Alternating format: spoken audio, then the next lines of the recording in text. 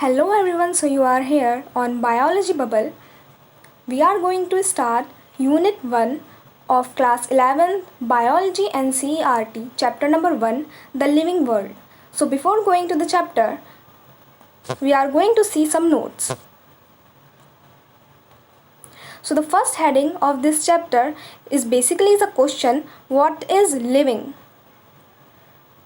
So इसका मतलब है कि लिविंग क्या चीज़, हम किस चीज़ को लिविंग बोल सकते हैं, या हमें किसी चीज़ में ऐसी क्या प्रॉपर्टी दिखती हैं जिससे हमें पता चले कि वो लिविंग है. तो प्रॉपर्टीज़ ऑफ लिविंग जिस बेसिस पे हम डिसाइड कर सकें that the thing we are seeing और the thing which is put in front of us is living और non living. So the properties of living are divided into two categories. First category is characteristic or fundamental property, and the second one is defining property. So the characteristic properties are growth and reproduction, and defining properties are metabolism, consciousness, and cellular organization. We know very well about growth and reproduction. Let me tell you about metabolism. Metabolism is basically like machinery of our body. It consists of two processes. First is catabolic and second is anabolic. Catabolic means breakdown and anabolic means formation. Catabolic activities consist such as respiration, digestion of food and emulsification. And anabolism such as DNA replication, protein synthesis and photosynthesis. तो metabolism के बारे में हमें पता चल गया है. Metabolism में जैसे अभी मैंने बताया कि दो चीज़ों से मिलकर बना है मेटाबॉलिज्म किसी भी बॉडी का. पहला है कैटाबॉलिज्म एंड सेकंड है एनाबॉलिज्म. कैटाबॉलिज्म यानी किसी चीज़ का किसी और चीज़ में ब्रेक डाउन होना, जैसे कि respiration, digestion of food, complex material simpler inorganic form में चेंज हो जाता है, उसे बोलते हैं digestion of food. Emulsification, fat के बड़े पार्टिकल्स स्मॉलर पार्टिकल्स में कन्वर्ट हो जाते हैं. और एनाबॉलिक में जैसे डीएनए रेप्लिकेशन, प्रोटीन सिंथेसिस, किसी भी चीज़ का फॉर्मेशन होना, जैसे फोटोसिंथेसिस. प्लांट अपना फूड बनाता है फोटोसिंथेसिस से, तो this is anabolic process. Now the second one is consciousness. Consciousness we can say action reaction, जो चीज़ कर सके, कॉन्शियस हो, अपने बारे में पता हो उसे, अपने आसपास के एनवायरनमेंट के बारे में, स्टिमुलस पे रिस्पॉन्ड करे. जो आसपास के एनवायरनमेंट से स्टिमुलस मिलते हैं उस पे रिस्पॉन्ड करे, उसे कॉन्शियसनेस बोलते हैं. And the third one is cellular organisation. अगर कोई चीज़ सेल से मिलकर बनी हुई है या फिर एक सिंगल सेल ऑर्गेनिज्म है उसे ही लिविंग बोला जाएगा. एक सेल से कम अगर कुछ भी है तो वो नॉन लिविंग में आएगा. So now we are going to see our NCERT notes. Here I have highlighted the important point of NCERT. So in first page there is nothing important. You can read it. Here there is a introduction of scientist Ernest Mayr. So you can read this paragraph, but I have highlighted some important point such as he was also known as the Darwin of 20th century. He also pioneered the currently accepted definition of a biological species. Pioneered मतलब ही was first to discover. जो इस time biological species की definition है जो अब हम पढ़ते हैं वो इन्होंने ही डिस्कवर की है. इन्होंने बायोलॉजी में वैसे बहुत सारी डिस्कवरीज़ की हैं, उनके बारे में आगे पता चलेगा, बाकी चैप्टर में 12th में भी पढ़ेंगे. Now here is the first heading, what is living. So here you can see growth, reproduction, ability to sense environment and mount a suitable response come to our mind immediately as unique features of living organisms. जब भी हम living organism के बारे में सोचते हैं तो हमारे दिमाग में जो चीज़ें आती हैं वो यही हैं कि उसमें ग्रोथ होगी, रिप्रोडक्शन होगा, एबिलिटी टू सेंस एनवायरनमेंट, अपने आसपास के एनवायरनमेंट के बारे में वो सेंस कर पाएगा और रिस्पॉन्स कर पाएगा अगर उसे कोई स्टिमुलस मिलेगा। One can add a few more features like metabolism, ability to self-replicate, self-organize, interact and emergence to this list। वही इन्होंने सब बताया कि मेटाबॉलिज्म भी इसकी एक प्रॉपर्टी हो सकती है और सेल्फ रेप्लिकेशन भी प्रॉपर्टी हो सकती है। जो लिविंग ऑर्गेनिज्म है सेल्फ ऑर्गेनाइज किस तरीके से ऑर्गेनाइज है वो cellular level, tissue level, organ system level पे, इन सब चीज़ों को हम इनकी प्रॉपर्टीज़ की लिस्ट में भी ऐड कर सकते हैं। ऑल लिविंग ऑर्गेनिज्म ग्रो, सारे लिविंग ऑर्गेनिज्म ग्रो करते हैं, लेकिन इसमें भी डिफरेंस है कि उसे हम करेक्टरिस्टिक फीचर क्यों बोलते हैं, डिफाइनिंग फीचर क्यों नहीं बोलते। A multi cellular organism grows by cell division. हाँ, एक मल्टी सेलुलर ऑर्गेनिज्म जो होता है वो सेल डिवाइड करते हैं तो तब उसकी ग्रोथ होती है। In plants this growth by cell division occurs continuously throughout their life span.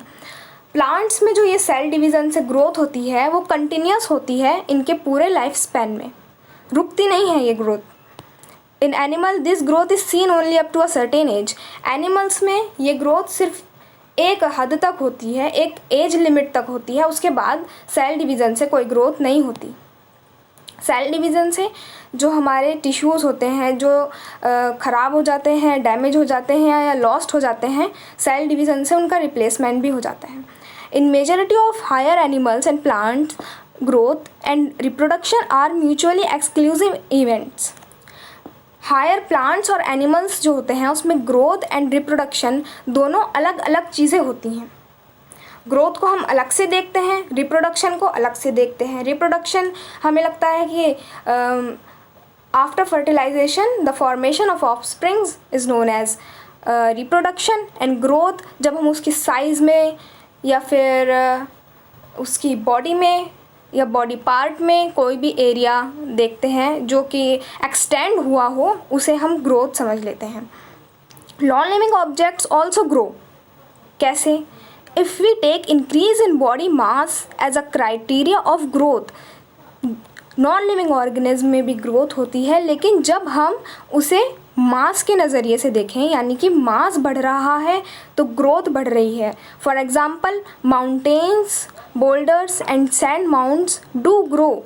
Mountains की ग्रोथ होती है विंटर वेकेशन में, विंटर सीज़न में जब स्नोफॉल होता है तो माउंटेन के ऊपर एक लेयर बना देता है जिससे माउंटेन का मास बढ़ जाता है स्नो से, और उसे भी हम ग्रोथ बोल सकते हैं। सैंड माउंट्स, सैंड मतलब रेत, रेत के टीले, जब रेगिस्तान में रेत आके उनके ऊपर डिपॉजिट हो जाती है, सैंड, डिपोजिशन ऑफ सैंड, तो सैंड ड्यूम्स बन जाते हैं, बड़े बड़े सैंड माउंट्स बन जाते हैं, तो उसे भी ग्रोथ बोलते हैं। लेकिन वो नॉन लिविंग में ग्रोथ है। जो नॉन लिविंग में ग्रोथ होती है वो एक्सटर्नल होती है by the deposition of mass over it. तो ऐसी ग्रोथ को हम एक्सट्रिंसिक ग्रोथ बोलते हैं, और लिविंग में जो होती है वो इंट्रिंसिक ग्रोथ होती है from inside. However this kind of growth exhibited by non living objects is by the accumulation of material on the surface. As I told you, it is extrinsic growth. In living organism, growth is from inside. Living organism में growth inside present होती है, मतलब अंदर से growth होती है living organism के। ऐसा नहीं कुछ डिपॉजिट हो रहा है और मास बढ़ रहा है तो इसलिए हम उसे ग्रोथ कह देते हैं। लिविंग ऑर्गेनिज्म में इंट्रिंसिक ग्रोथ होती है। Growth therefore cannot be taken as defining property of living organism. इसी वजह से क्योंकि ये नॉन लिविंग में भी हो रही है और लिविंग में भी हो रही है, इसलिए हम इसे डिफाइनिंग प्रॉपर्टी नहीं कहते हैं, इसीलिए हम इसे फंडामेंटल या करेक्टरिस्टिक प्रॉपर्टी कह देते हैं।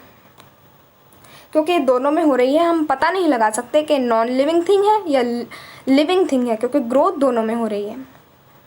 अब reproduction likewise is a characteristic of living organism, लेकिन रिप्रोडक्शन भी हमने पढ़ा था कि वो फंडामेंटल या फिर करेक्टरिस्टिक प्रॉपर्टी ही है। तो अब इसे देखते हैं कि कैसे है ये फंडामेंटल या characteristic property. Single celled organism we are not very clear about the usage of these two words, growth and reproduction.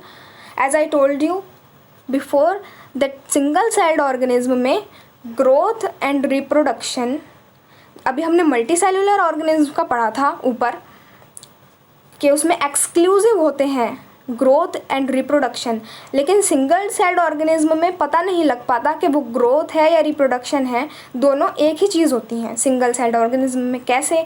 अब उसमें फिज़न हुआ, मान लो एक हमारे पास बैक्टीरिया, उसमें फिज़न हुआ और वन बैक्टीरिया दो पार्ट में डिवाइड हो गया, तो अब हम उसे कह सकते हैं कि उसने रिप्रोड्यूस किया। लेकिन अगर कॉलोनी वाइज देखेंगे, अगर हमें कल्चर प्लेट पे उसे कल्चर करा रहे हैं तो बैक्टीरिया की ग्रोथ भी हुई। तो ग्रोथ और रिप्रोडक्शन अलग अलग चीज़ नहीं होती हैं, सिंगल सेल्ड ऑर्गेनिज्म में वो एक ही चीज़ होती हैं। इंक्लूसिव प्रॉपर्टी बन जाती है सिंगल सेल ऑर्गेनिज्म में ग्रोथ एंड रिप्रोडक्शन, वहीं मल्टी सेलुलर में एक्सक्लूसिव है growth and reproduction. There are many organism which do not reproduce. अब ये इस चीज़ के लिए बता रहे हैं कि रिप्रोडक्शन को हमने डिफाइनिंग प्रॉपर्टी क्यों नहीं लिया। There are many organism which do not reproduce, for example mules, sterile worker bees, infertile human couples etcetera. Reproduction को इसलिए नहीं लिया क्योंकि बहुत सारी ऐसी लिविंग ऑर्गेनिजम्स हैं जो रिप्रोड्यूस नहीं करती। इन्होंने एग्जांपल दिया है म्यूल का। म्यूल क्या है? म्यूल बनता है एक जेनेटिकली मॉडिफाइड एनिमल बोल सकते हैं इसे। जेनेटिकली मॉडिफाइड बोलना तो इसे गलत होगा। इंटर स्पेसिफिक हाइब्रिडाइजेशन से बनता है म्यूल। जब हॉर्स और डंकी की मेटिंग कराते हैं तो उसका जो ऑफस्प्रिंग आता है वो म्यूल होता है। स्टेराइल वर्कर बीज, ये वर्कर बीज जो होती हैं वो स्टेराइल होते हैं, ड्रोन्स होते हैं जो रिप्रोड्यूस नहीं कर सकते। इनका काम होता है सिर्फ अपने कोम की, अपना जो इनका हनी कोम है उसकी प्रोटेक्शन करना और जो इनकी क्वीन भी होती है उसकी प्रोटेक्शन करना। लेकिन ये स्टेराइल होते हैं, स्टेराइल बांझ होते हैं ये, they can't reproduce. Infertile human couples, बहुत सारे ऐसे ह्यूमन कपल्स हैं जिनमें कुछ प्रॉब्लम हो जाती है। For example there is no formation of gametes, तो वो भी इनफर्टाइल हो गए, लेकिन है तो वो living but they can't reproduce. Artificially they can reproduce but they can't reproduce. So reproduction is also under the fundamental or characteristic property. So let's see. No non-living objects exhibit metabolism. जैसे हमने अभी पीछे पढ़ा था notes में, non living object कोई सा भी ऑब्जेक्ट मेटाबॉलिज्म शो नहीं करता। इन विट्रो कराया जा सकता है। इन विट्रो यानी इन लैब के अंदर कराया जा सकता है मेटाबॉलिज्म, उनमें प्रोड्यूस, लेकिन वो भी किसी लिविंग ऑर्गेनिज्म की मशीनरी यूज़ करके ही होता है। Defining feature of all living organism, metabolism जो है वो डिफाइनिंग फीचर है सारे लिविंग ऑर्गेनिज्म का। अगर कोई चीज़ लिविंग है तो उसमें मेटाबॉलिज्म होगा ही होगा, नॉन लिविंग में नहीं होगा। The most obvious and technically complicated feature of all living organisms is the ability to sense their surrounding or environment and respond to these environmental stimuli. तो environmental stimuli को यानी कि consciousness, जिसके बारे में हमने पढ़ा था, ये डिफाइनिंग प्रॉपर्टी है। जितने भी लिविंग ऑर्गेनिज्म हैं उनमें कॉन्शियसनेस होती है।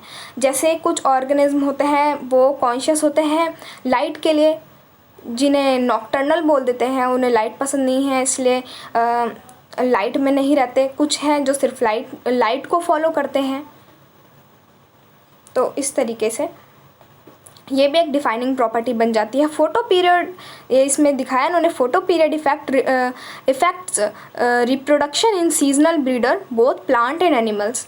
ये क्वेश्चन भी आ सकता है कि क्या फोटो पीरियड अफेक्ट करता है रिप्रोडक्शन को सीजनल ब्रीडर्स और प्लांट्स में। तो हाँ, ये इफ़ेक्ट करता है, इसका इफ़ेक्ट पड़ता है क्योंकि वही प्रॉपर्टी है कॉन्शियसनेस की। और लाइट के लिए भी बहुत सारे plants, seasonal breeders, they are conscious for light. वो स्टिमुलस पे रिस्पॉन्ड करते हैं, लाइट स्टिमुलस पे। Human being is the only organism who is aware of himself, has self consciousness. Human being एक अकेला ऐसा ऑर्गेनिज्म है जो सेल्फ कॉन्शियस है, जिसे अपने बारे में पता है। उसने अभी तक अपने बारे में लगभग सारी ही डिस्कवरीज कर ली हैं। उसे अपनी बॉडी ऑर्गेनाइजेशन के बारे में पता है। तो human being is the only self conscious organism. अब इसमें बात हुई है पेशेंट्स लाइंग इन कॉमा।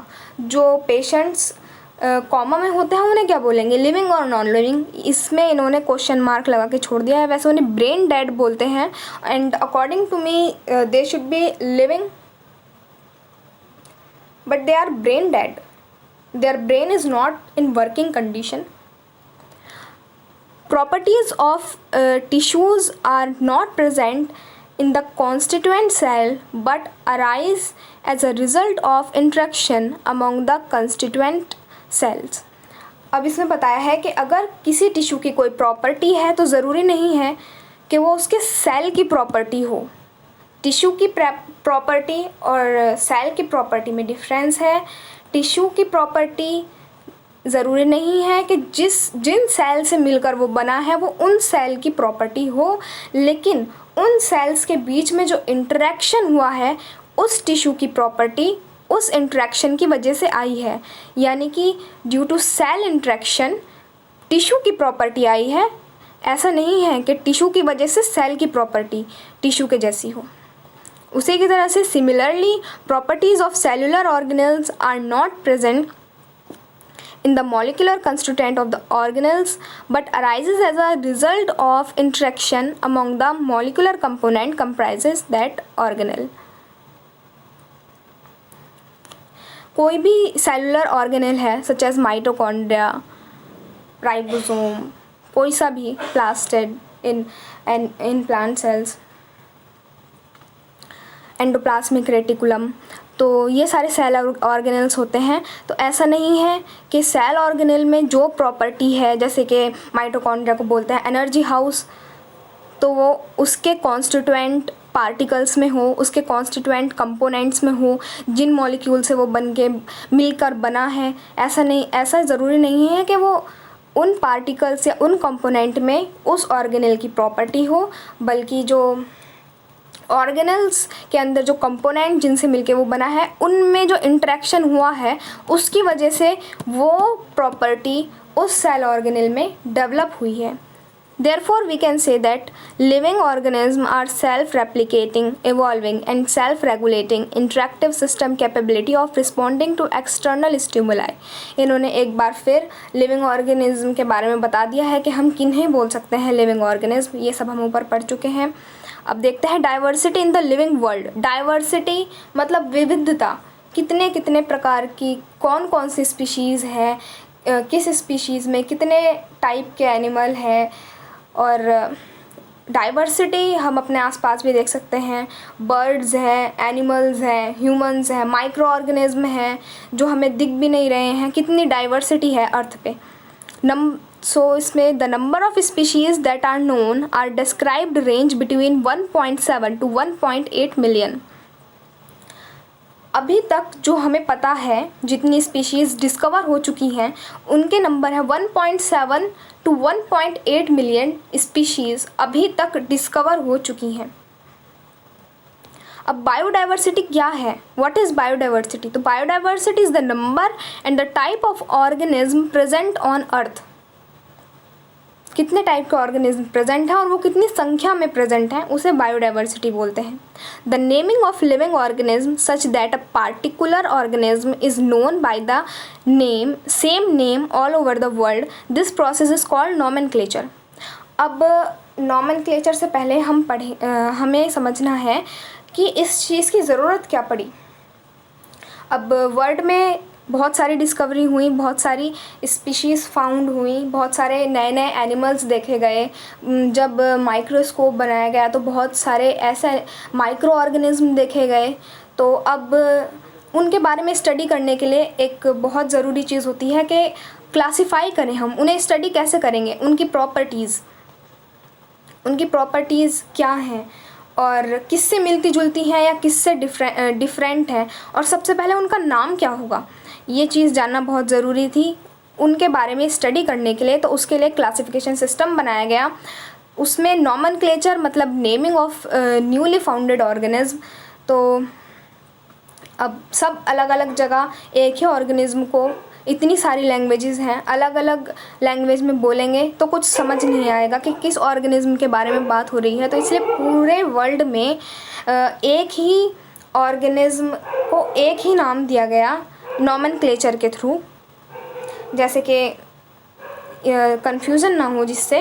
जैसे हमारे यहाँ पोटैटो को आलू बोलते हैं और महाराष्ट्र में बटाटा बोलते हैं, तो जिससे कि कन्फ्यूज़न ना हो इसे एक नाम दे दिया सोलेनम ट्यूबरोसम। अब पूरे वर्ल्ड में अगर साइंटिफिकली हम इस चीज़ पे स्टडी करेंगे तो हम इसे सोलेनम ट्यूबरोसम बोलेंगे, नो कन्फ्यूज़न। सो ये हमें याद करने हैं जो ये फुल फॉर्म्स हैं ICBN की, international code for botanical nomenclature. And दूसरा है international code of zoological nomenclature ICZN। तो ये बॉटनी में जो भी डिस्कवरी होती हैं उनका नॉमेनक्लेचर ICBN के अंडर होता है, और ICZN के अंदर ज़ूलॉजी की जितनी भी डिस्कवरी हैं उनका नॉमेनक्लेचर होता है। Each name has 2 components. अब हमें बताया जा रहा है कि साइंटिफिक नेम, नॉमेनक्लेचर तो हमने पढ़ लिया, अब नॉमेनक्लेचर साइंटिफिक नेम होते क्या हैं, कैसे लिखे जाते हैं, कैसे बनाए जाते हैं, उसमें क्या क्या चीज़ें आती हैं। तो ईच नेम हैज़ 2 कंपोनेंट्स। किसी भी साइंटिफिक नेम में 2 कंपोनेंट्स होते हैं, the generic name and the specific epithet. Generic name से मतलब है उसका जीनस, एंड स्पेसिफिक एपिथेट से मतलब है स्पीशीज़, किस जीनस का है वो, किस स्पीशीज़ का है। जीनस और स्पीशीज़ हम आगे पढ़ेंगे। This system of providing a name with 2 components is called binomial nomenclature. Binomial, by मतलब 2, नोमियल मतलब names, 2 names nomenclature, binomial nomenclature. ये किसने दिया, किसने ये आइडिया दिया कि बाइनोमियल नॉमेनक्लेचर से साइंटिफिक नेम बनाने चाहिए? This naming system was given by Carolus Linnaeus. He was a great scientist and he is also known as the father of taxonomy.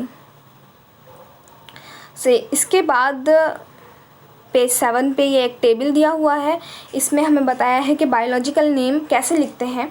तो इसका फर्स्ट पॉइंट है biological names are generally in Latin and written in italics. Biological name जो होते हैं वो Latin में होते हैं, लैटिन से डिराइव्ड किए जाते हैं, लैटिन एक लैंग्वेज है उससे डिराइव्ड किए जाते हैं, and written in italics, italics में लिखे जाते हैं। ये फॉन्ट इटैलिक्स फॉन्ट है जिसमें लिखे जाते हैं, और लैटिन एक लैंग्वेज है। दे आर लैटिनाइज्ड और derived from Latin irrespective of their origin. चाहे वो किसी भी ओरिजिन से, कहीं से भी किसी भी ओरिजिन का साइंटिस्ट वो नाम दे रहा हो, लेकिन वो लैटिन से ही डिराइव्ड होगा, लैटिन लैंग्वेज में ही लिखेगा। ऐसा इसलिए होता है क्योंकि ये लैटिन लैंग्वेज जो है वो बहुत स्ट्रिक्ट लैंग्वेज है, इसे जल्दी से कोई मॉडिफाइड नहीं कर सकता, इसे बदला नहीं जा सकता। मतलब एक चीज़ के बहुत सारे मतलब नहीं होते हैं, इसमें मॉडिफाई करना लैटिन को बहुत मुश्किल है। The first word in a biological name represent the genus. Biological name में पहला अक्षर जो है उसका, अक्षर नहीं सॉरी शब्द, वो पूरा जो है जीनस रिप्रेजेंट करता है उस। And the second component denote the specific epithet. जो भी ऑर्गेनिज्म है उसका पहला वर्ड जो है वो जीनस रिप्रेजेंट करेगा, और सेकंड जो वर्ड है वो उस ऑर्गेनिज्म की स्पीशीज़ बता रहा होगा। तो हमें सिर्फ बायोलॉजिकल नेम पढ़ने से ही पता चल जाएगा उसका जीनस क्या है और उसकी स्पीशीज़ क्या है। Both the words in a biological name when hand written are separately underline. जब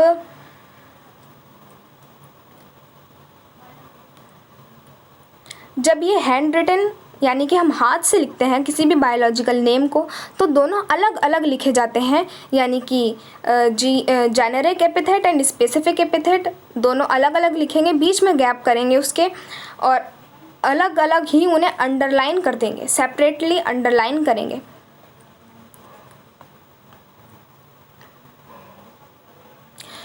अंडरलाइन इसलिए करेंगे क्योंकि हमें बताना होगा जहाँ पर हम हाथ से लिख रहे हैं कि ये लैटिन ऑरिजिन के हैं। The first word denoting the genus start with the capital letter. जो पहला वर्ड है जो हमें उस ऑर्गेनिज्म का जीनस बता रहा है साइंटिफिक नेम में, उसका पहला अक्षर कैपिटल होगा और बाकी सारे स्मॉल लेटर्स होंगे। While the specific epithet start with small letter, species या स्पेसिफिक एपिथेट जो बता रहा होगा उसका वर्ड वो स्मॉल लेटर से ही स्टार्ट होगा।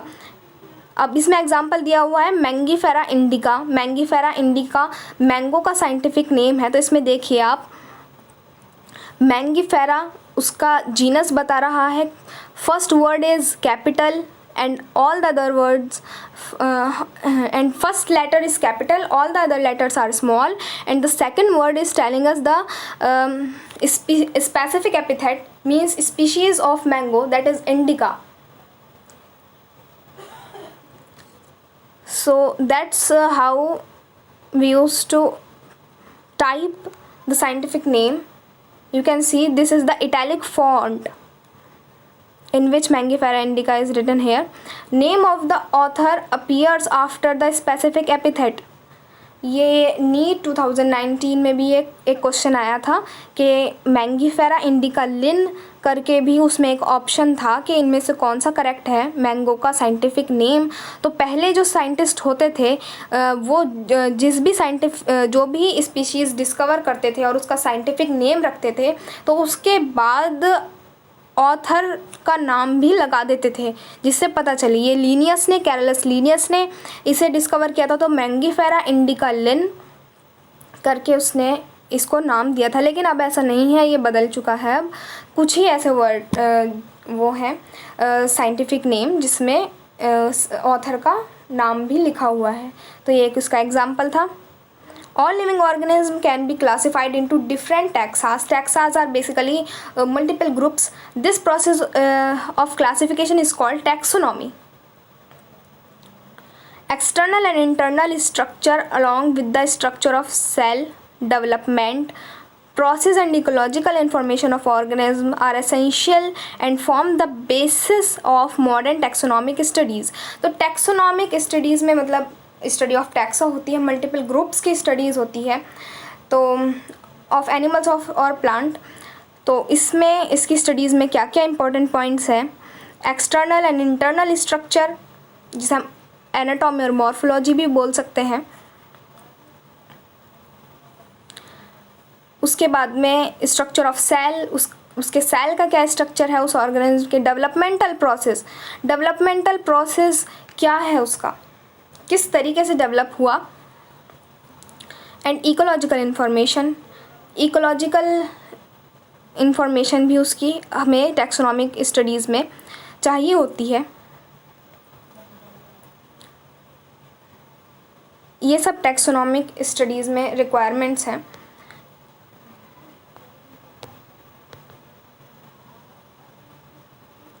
Hence, characterization, identification, classification and nomenclature are the processes that are basic to taxonomy.